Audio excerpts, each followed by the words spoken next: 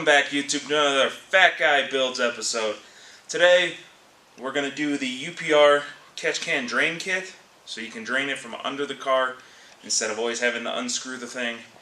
So, yeah, I'm just going to go step by step, show you how to install this, where to install it, where to mount it, so that all you have to do is crack this valve and drain the oil out of the catch can. Unscrew the catch can reservoir. Pour out whatever junk is in this thing.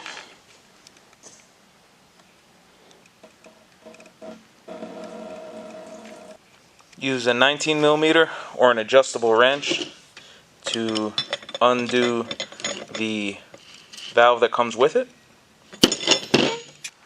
When you get the kit, you're going to get your valve and two optional fittings here, two sleeves, and the hose. Get the end and just slide it on to both sides. I'm screwing in the straight version.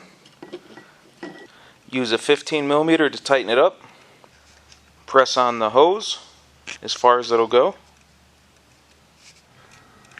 So the goal is to have the bottom of the valve even with the bottom of this here. And then that way I can tuck it in and mount it to this fabric. And then I only have to do, maybe undo one zip tie or something, pull it out a little, drain the oil. So right now I'm going to measure the length of the valve and everything, and then cut this hose. Here's another angle so you can see. And then that goes up straight to the catch can.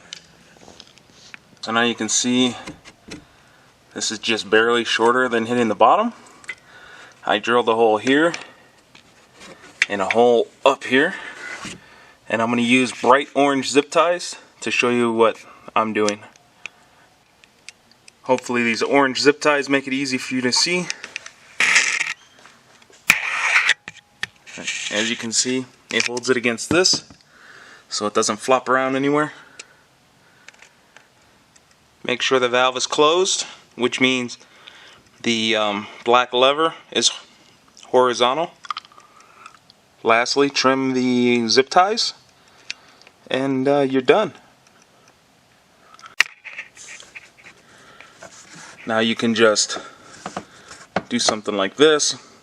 Open the valve into a drain pan, close the valve, then put it back. Thanks for coming and checking out another Fat Guy Builds episode. Hit like, subscribe, dislike, comment, whatever you want to do. Hopefully this helps you drain your oil easier from your catch can. And thanks to UPR again for making a good solid product that doesn't look like crap and works nice. And until next time, wrench on.